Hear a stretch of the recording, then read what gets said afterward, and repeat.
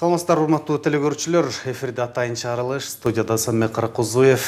Биз болсо бүгүн бизнес тууралуу сүйлөшөбүз. Андыктан биздин студиябызда ушу бизнес тармагындагы ишкерлердин башын бириктирип, ушул тармакка үндөп жүргөн коногубуз бар. Азамбек Жээнбай уулу, Жия бизнес ассоциациясынын Ош филиалынан мүдүрө. Саламатсызбы? Саламатсызбы. Куш келипсиз биздин студиябызга. Азамбек мырза, айтсаңыз, негизги эле мына бизнес чөйрөсүндөгү бизнес ассоциациялардын орду канчалык деңгээлде? Чоң рахмат. Негизи биз бизнес дегенде эмнени түшүнөбүз да? Ошону так аныкташыбыз керек. Себеп дегенде ушул бизнеске болгон түшүндүк так болгондуктан өлкөдө бизнестин абалы дагы ошого байланыштуу болуп атат. Биринчиден, экинчиден бизнесмендерге, ишкерлерге болгон мамиле дагы ошого жараша өзгөрөт экен да. Негизи эле бизде Кыргызстанда чакан орто бизнестин басымдуу бөлүгүн түзөт да. Анан бул ошол эле коңшулаш мурдагы Советтер Союзунун алкагындагы мамлекеттер арасынан чакан орто бизнестин өлкөгө кошкон салымы боюнча Кыргызстан алдыда турат. Биз жалпы бюджеттин да биздики 50%-ке чакын чакан орто бизнестен түшкөн салыктар түзөт да. Бул өтө чоң көрсөткүч. Башка бир дагы мамлекетте мындай көрсөткүч жок. Ошол эле Казакстанда, ошол эле Өзбекстанда, ошол эле Россияда болсун мындай көрсөткүч жок да. Бул жагынан биз алдыдабыз. Бирок биз ишкер дегенде эмнени түшүнөбүз? Ошону так аныктап алыш керек болуп атат. Ишкер дегенде менин жеке түшүнүгүмдө мен ушундай айтат элем. Ишкер бул эгер бизнескен айран болсо бизнес. Ишкер ошо айранда бир каймак деп айтам да. Мындай кыргызча жөнөкөй тил менен айтканда. Себеп дегенде бүгүнкү күндө ишкер өзүн токтотот, үй бүлөсүн жакшы багат, бирөөгө көз карандысыз.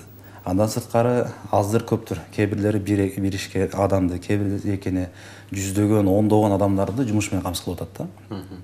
Андан сырткары бул ошол эле өзү жайгашкан айыл болсун, шаар болсун, ошол жерден жалпы инфраструктурасынын жакшырысына бир салым кошот. Анан эң башкысы бул биздин бюджетибизге салык төлөгөн адам да, жаран. Бул салык келип туруп биздин ошол эле өкмөттүк структурадагы бардык мамлекеттик кызматтар алып аткан айлыкты түзгөн бул бюджет да. Ошондуктан бул ишкер жалпы эле коомго өтө чоң өзгөчө мамиле жасай турган жаран катары колобуз керек да.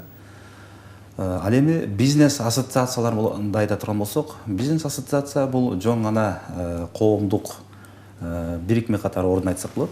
Ишкерлердин башын бириктирип, ошолорго маалыматтык колдоо көрсөтүп, алардын кызыкчылыктарын, көйгөйлөрүн чечүү боюнча, анан көйгөйдөн сырткары кээ бир максаттарды алдыга коюп, ошону ишке ашырууда жакшы бир аянтча болуп берет да. Мына ушундай түшүнсөк, менимче бизнес ассоциацияларга болгон ишкерлердин дагы көз карашы жакшырат да. Бирок бизде мен мына бир 4 жылдан бери аймактарда жүрөм, иштеп, бизнес ассоциацияда. Буга чейин Жалал Абадта иштегем, азыр Ошко келдик. Бул шаарда түшүнүк жакшыраак, бирок жалпысынан бизнес ассоциация деген түшүнүк калыптанды элек да. Маселе ушунда. Бизнес ассоциация дегенде дароо эле бизде мурдатан 28 жылдан бери көптөгөн эл аралык уюмдар, донордук уюмдар, бизнес багытында, айыл чарба багытында, анан жакыр үй бүлөлөргө жалаңбай каражат жагынан жардам берип жүргөндүктөн бизге кайрылгандарында биринчи суроосу силер акча бересиңерби деген болот да. Тилекке каршы биз акча бербейбиз, биз идея беребиз, кеңеш беребиз, анан жол көрсөтөбүз. Каржылык булактарга болгону биз багыт беришибиз мүмкүн да. Ошондуктан бизнес ассоциацияларынын орду өтө чоң. Себеп дегенде азыр маалымат доору болуп атпайбы? Маалымат доорунда биз эң башкысы бир маалымат таратабыз да. Кимдин колунда маалымат болсо, ошол алдыда болот. Мисал айта турган болсок, жөнөкөй эле мисал менен чет өлкөдөн бир инвестор Кыргызстандан бир бизнес долбоор издеп атат да. Иштешкенге бир өнөктөш издеп атат дейли. Айталы ошол эле Өзбекстандан. Өзбекстандан чыккан ишкер эң биринчи маалыматты өздөрүнүн элчилиги аркылуу берет да. Бул биздин тышкы иштер министрлигинен келет. ал кайра эле бизге тиешелүү органдарга берет да. Мисалы экономика министрлигине берет. Экономика министрлиги эч качан Оштогу айталы Кара Суудагы бир ишкерге чалып байланышпайт да. Алар тиешелүү бизнес ассоциацияларга берет. Бизнес ассоциация келип туруп биз кимге маалыматты беребиз? Албетте өзүбүздүн мүчөлөрүбүзгө биринчи беребиз да. Өзүбүздүн мүчөлөрүбүздөн чыкпаса биз талап кылган маселе боюнча анда биз жалпы ишкерлерди издейбиз. Бирок биздин да колубуз дайыма жете бербейт. Анткени биз дагы Оштун бир чет айылындагы же бир шаардын бир четинде бизнес кылып аткан, дүркүрөп бизнес кылып аткан ишкер боюнча биздин да маалыматыбыз жок болуп калышы мүмкүн да. Ошондуктан эң негизгиси бул маалымат таратуучу булак катары болсо болот. Түшүнүктүү. Неге азыркы жообуңузга карата да ишкерлердин сиздерде канча мүчө бар? Бизде 100дөн ашык ишкер бар. Ош боюнча, ал эми Кыргызстан боюнча жок, мисалы бир област алалы. Бир областта 100дөн ашык ишкер мүчө болсо, мисалы базарда отурган адамдар деле ишкер катары алар патент алып неме болуп атышат. Жөнөкөй алар эми чоң айландырууда жүрүшөт акчасы. Ошолор мүчө болуп келишеби сиздерге? Мүчө болуу шарты жөнөкөй. Жок, негизи ошолор менен иштешесиздерби? Азыр айтып атпайсызбы? Экономика министрлигинен келген маалыматты биз жеткире албай да калышыбыз мүмкүн депчи. Ошондуктан жанагы айландыруусу чоң сумма болгон бизнесмендерди, бизнес ишкерлерге силердин колуңар жетпей калганын айтам да. Бизге негизи кандай ишкерлер менен иштейбиз? Айырмасы жок. Болгон ишкер болуш керек. Ишкерлигин тастыктаган мамлекеттик мекемеден бир кагаз болуш керек да. Ошол эле патент болсун, күбөлүк болсун. Анткени дегенде бул кагаздар менен кагаз ишкердин мамлекетке салык төлөп атканын тастыктайт да. Биздин максатыбыз жалаң эле бизнестин кызыкчылыгын коргоо эмес. Ошол эле учурда мамлекетке бул багытта жардам берүү да. Биз көмүскө экономикада жүргөн ишкерлерди ачыкка чыгуусун аракет кылган бизнес ассоциациябыз. Жашыруу иш алып баргандардан мүчөлүк акы барбы сиздерде? Мүчөлүк акыларыбыз бар ооба. Ошондуктан биринчиден мамлекетке салык төлөш керек, анан ачык иштеш керек. Биздин негизги талап. Бирок баардык эле ишкерлер ачык иштейт дегенден алысмын. Ошондуктан акырындан бул багытта иш алып барабыз. Анан мүчө болгон ишкерлер бизде азыр жаңы категория бар. А, Б, С 3 категория боюнча өзү каалаган категорияны тандап мүчө болсо болот.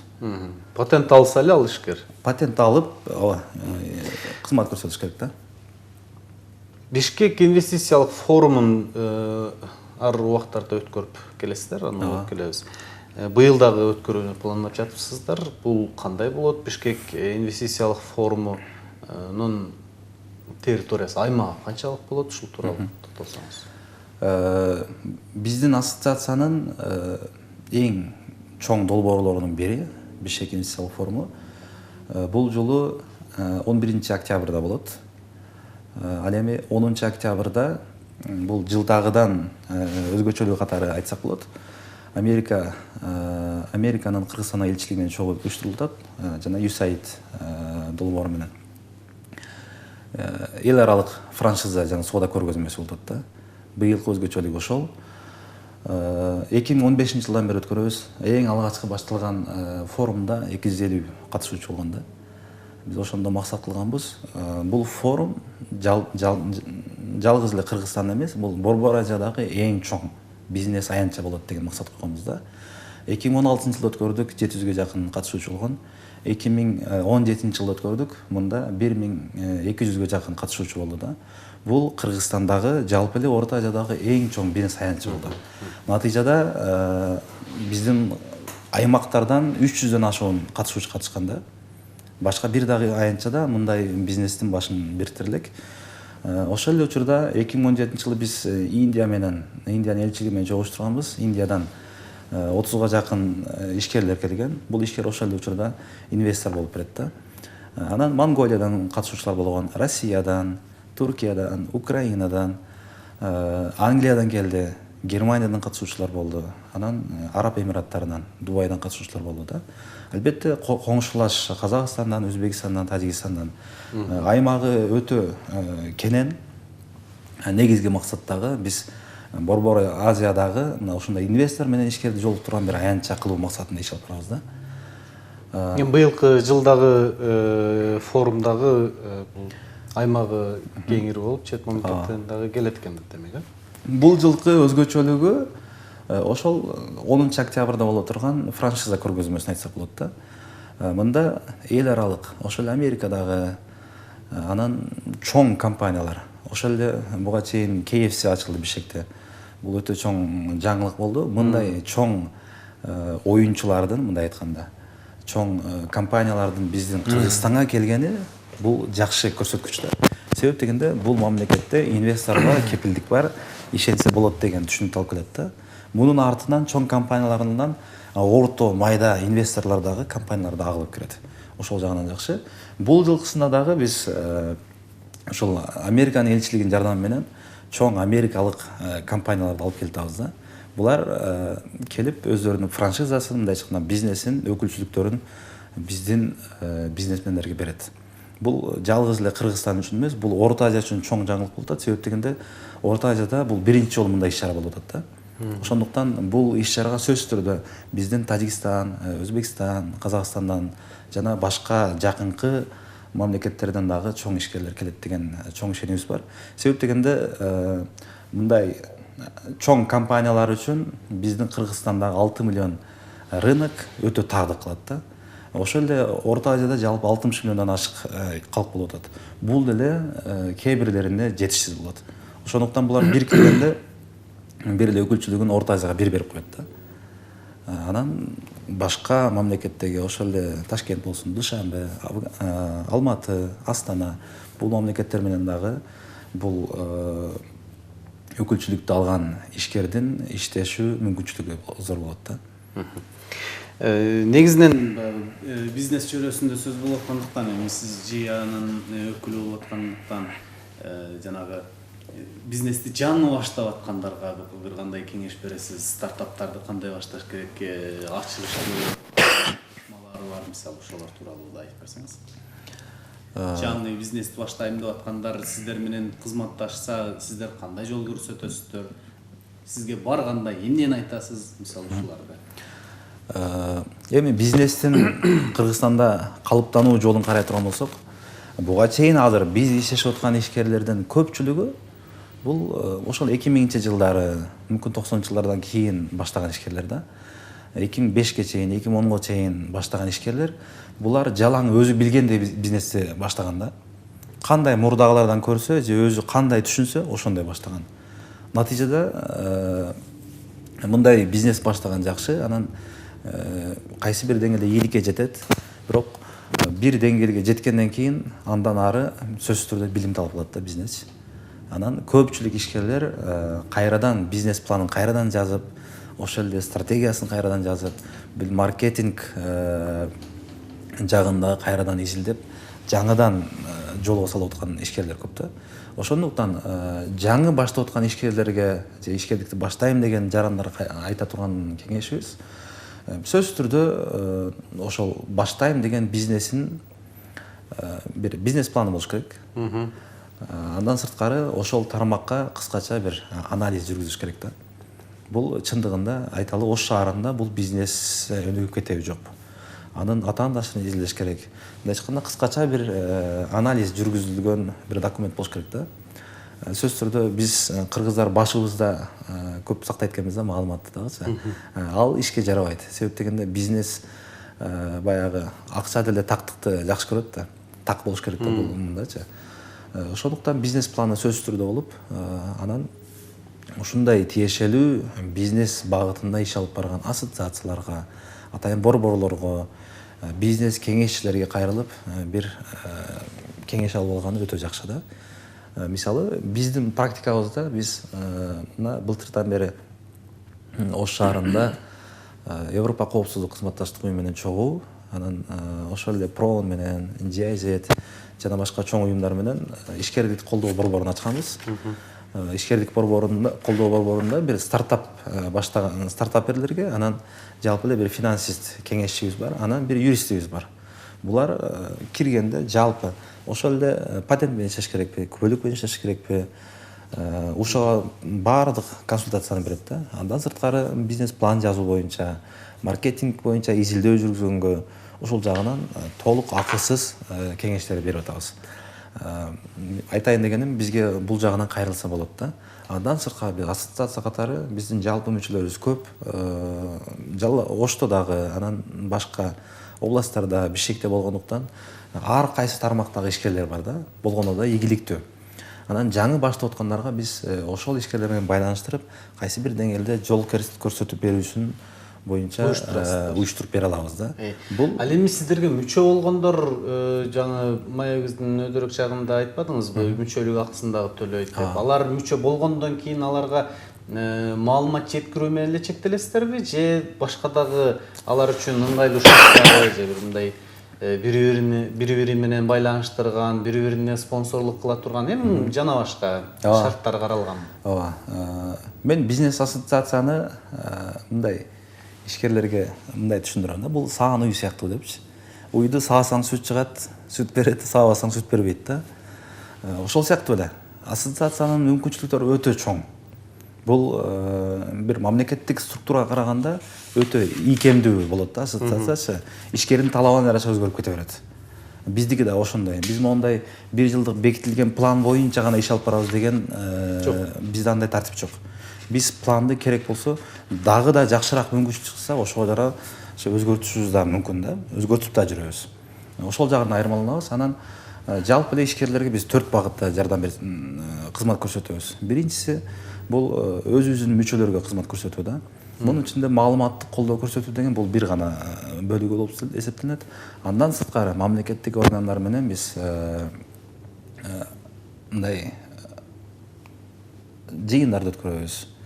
Атайын ошол кеңеш берүү жагынан, ошол эле салык кызматы менен, финполиция менен, баардык жана башка текшерүүчү органдар менен тыгыз кызматташабыз да. Мындайча айтканда, ишкер менен мамлекеттик орган ортосунда көпүрө болуп беребиз. Ишкердин жалгыз ишкер мүмкүн айтуудан коркоттур. Же болбосо проблемасын түшүнбөй аткандыр да. Биз ассоциация катары анын проблемасын аныктап, тиешелүү мамлекеттик органга жеткиребиз. Керек учурда жетекчиси менен жолугуп, атайын ишкерлер менен отурумдарды өткөрүп, анын проблемасын чечүү жагына иш алып барабыз да. Андан сырткары семинар тренингдерди өткөрөбүз. Бул өтө маанилүү.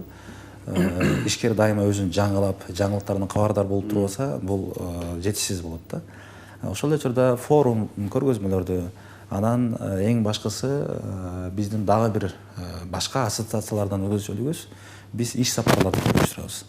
Анан менде бир суроо пайда болуп атат да. Кыргызстанда баягы чакан бизнес өнүгүп келатат дейбиз, бирок жанагындай чоң бизнес тармагы жолго коюлган эмес. Эми бул нерсе баягы деңизге чыгуу мүмкүнчүлүгү жок болгондуктанбы, же жана башка да. Мисалы кореялык жанагы Дэу компаниясынын негиздөөчүсү Ким О Жун, же болбосо кытайлык Джек Ма, алардын аракеттери, алардын эскерүүлөрүн жазгандарын окуп отурсаң, бизнес деген укмуш бир чоң дүйнө, ага мындай баш отуң менен кирип туруп анан кийин иштебесең ал жемишин бербейт деген дешет го.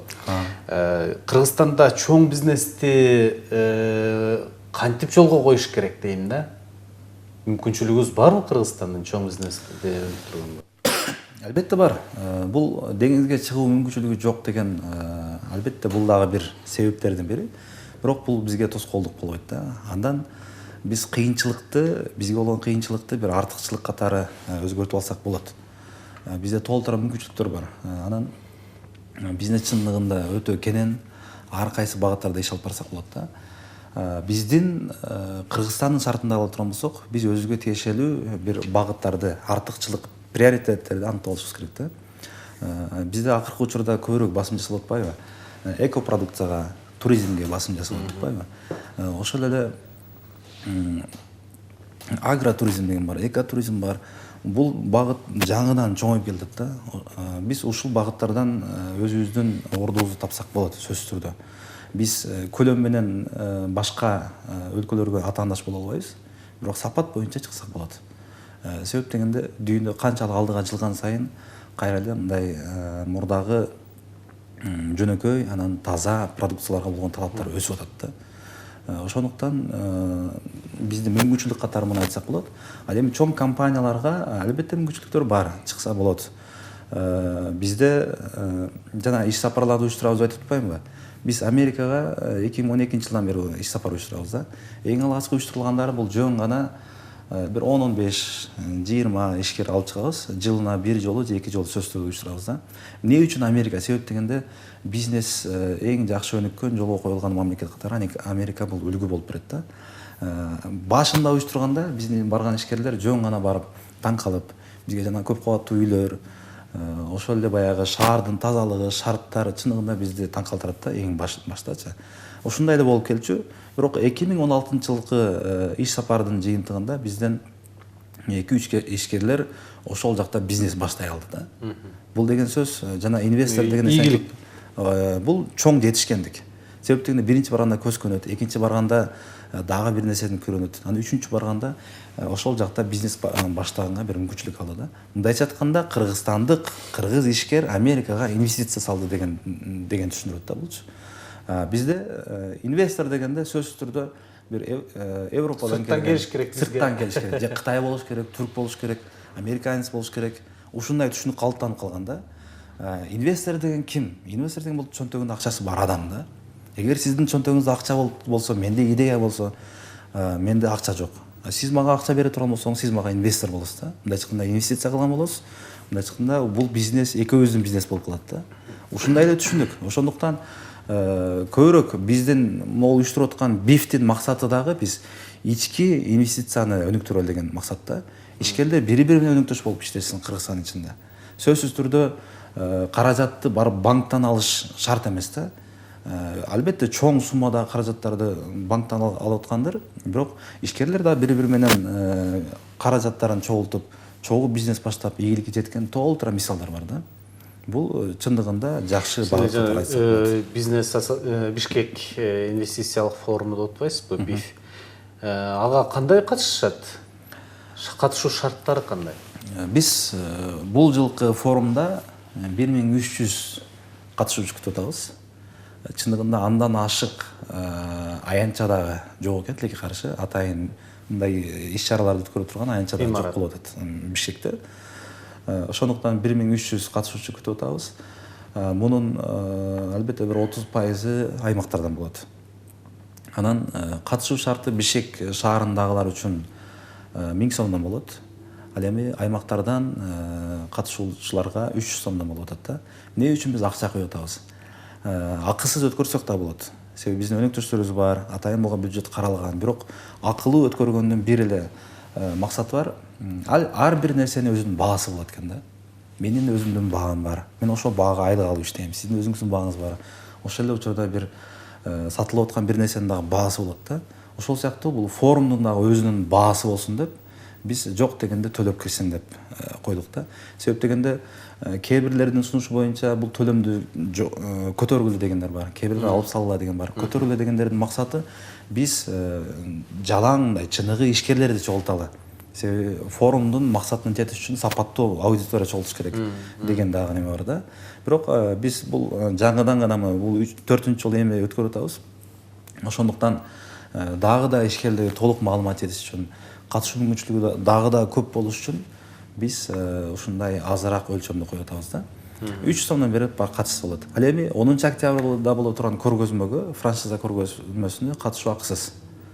Ага ким каалаган барып өзү катышып, кызыктары тарап менен сүйлөшүп, иштешип кетүү мүмкүнчүлүгүнө ээ болсо болот да. Ал эми форумда ушундай чектөө бар. Бул каражат эле ошол биздин ошол иш-чаранын эле чыгышыларын жумшалып турган каражат да. Чындыгында мына бир пайда көрөбүз дегенден алысыраак болсо болот да. Бизнесмендерби же? Жок, биз уюштуруучу катары бул бизге бир чоң пайда деле алып келбейт, киреше катары алып келбейт. Болгону шарттары ушундай деп түшүнсөк болот да. Бизге бөлүнгөн убакыттар өтүп баратат. Акыркы неме айтып койсом болот. Кыскача. 27 сентябрга чейин каалоочулардан биз бизнес проекттерди чогултуп атабыз да. Каалаган ишкерлер, идеясы бар адамдар бизнес проектин берсе болот. Биз булардын ичинен тандап, атайын бир каталог кылабыз, киргизебиз. Анын ичинен эң жакшыларын чемпион проекттер деп койдук. Аларды биз ал жака презентация кылып чыгабыз да. Презентацияга чыкканда бул жылкы өзгөчөлүгү биз ишкердикте ийгиликтүү болуп жүргөн ишкерлерди буга ментор деп коет, мындай айтканда насаатчы кылып кошуп беребиз да. Ал ошону менен чогуу 6 айга чейин чогуу кеңеш берип, бизнесин идеясын ишке ашырууга жардам берет. Ал эми бизнес проект жазуу боюнча биздин офисте консультанттар бар. Бул жагынан жардам бере алабыз да. Проект жазуу боюнча. Рахмат, бизге бөлүнгөн убакытта соңуна чыгып калды. Тилекке каршы убакыт деген учкан куш. Сиздин ишиңизге ийгилик каалайбыз. Жыянын алдыдагы өткөрүп аткан форумуна дагы ийгилик каалайбыз. Ишкерлерибиз Кыргызстанды бутуна тургузуш керек. Бул ушул нерсени дагы чын жүрөктөн каалап кетели. Чоң рахмат. Урматтуу телекөрүүчүлөр, атайын чыгарылыш ушуну менен соңуна чыгып атат. Биздин студиябызда Жия бизнес ассоциациясынын Ош филиалынын жетекчиси Азанбек Жээнбай уулу болду. Кызматыңыздарда мен Асанбек Каракозуев. Кийинки эфирлерден амандашканча.